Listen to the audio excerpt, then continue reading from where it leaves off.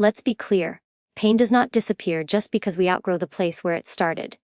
Just because you made it out of that house, that environment, that memory, doesn't mean the demons left you alone. They evolved. They got smarter. They changed tactics. You see, the most dangerous kind of control doesn't come with chains.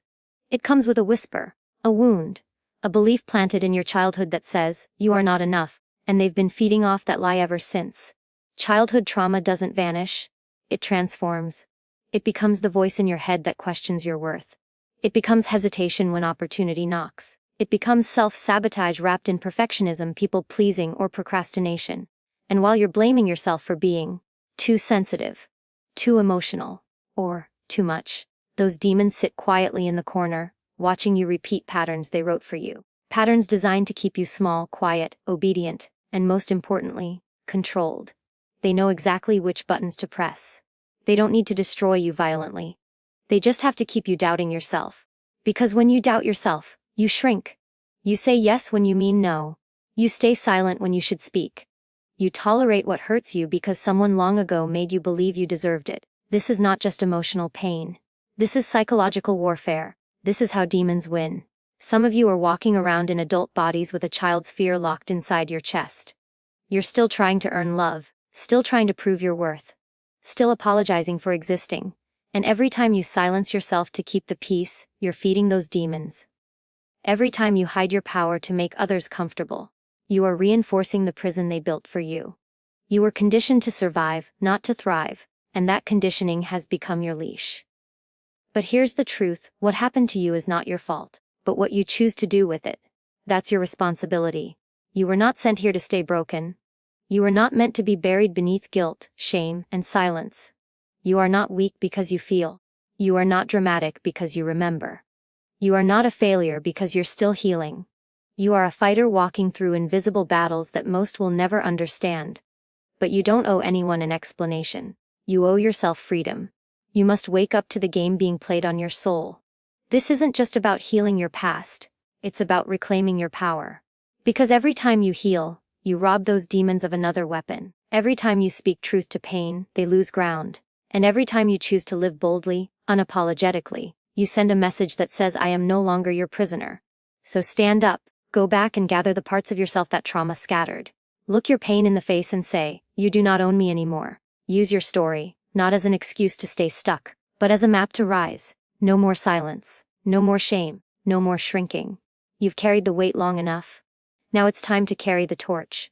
Burn every lie they told you with the fire of your truth. Reclaim your identity. Rewrite your narrative. Heal, not just for you, but for every generation that comes after.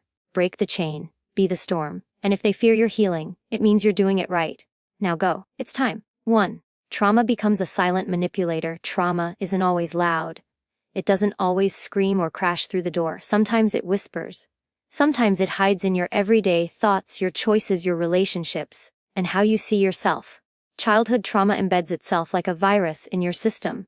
It runs quietly in the background, rewriting your self-perception, influencing how you react, and shaping what you believe you deserve. It tells you not to trust, not to feel, not to speak. It convinces you that you're unworthy of love, success, or peace unless you earn it by overgiving, overworking, or staying small. This is how it manipulates you without your permission. It becomes the voice that second guesses your every move. It tells you to keep the peace even if it costs your dignity. It keeps you in cycles of people-pleasing, self-abandonment, and emotional suppression. And the most dangerous part, it convinces you that this is normal, that this is just who you are.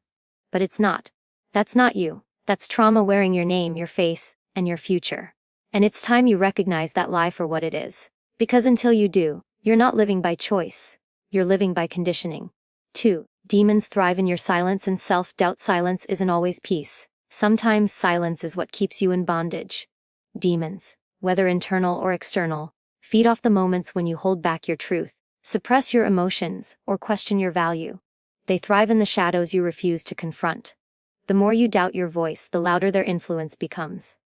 Every time you choose to shrink so others can feel big, every time you tolerate disrespect just to avoid conflict, every time you question whether you're too much or not enough, they win.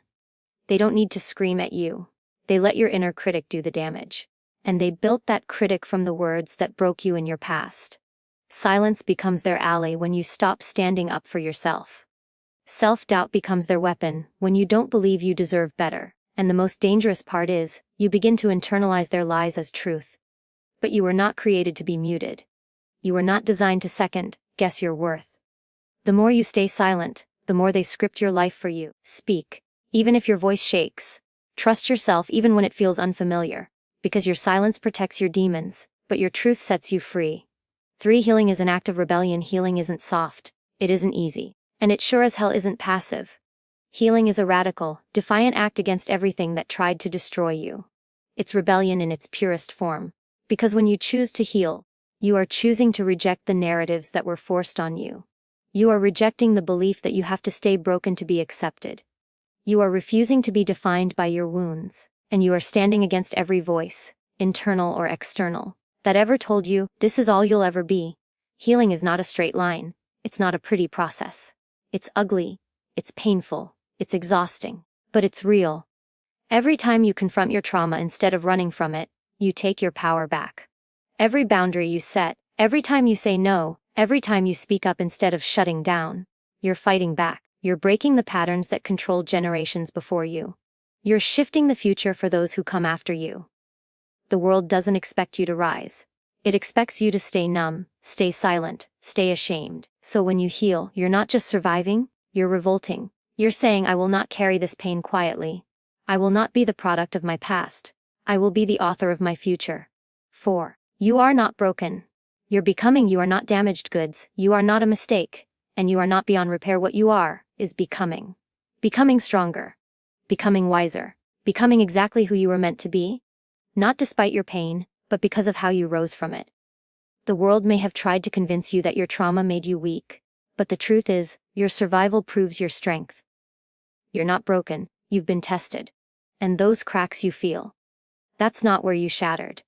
That's where the light is breaking through. Growth doesn't come wrapped in comfort. It comes through the struggle, the fall, the reckoning. It comes when you stop asking, why did this happen to me? And start asking, what can I build from it? Becoming is messy, it's uncertain. It often looks like falling apart. But it's the painful shedding of everything that was never truly yours to begin with. You don't have to be healed to be powerful. You don't have to be perfect to move forward. You just have to choose yourself, every single day. Because becoming isn't about getting back to who you were before the pain. It's about rising into someone stronger, someone wiser, someone unstoppable.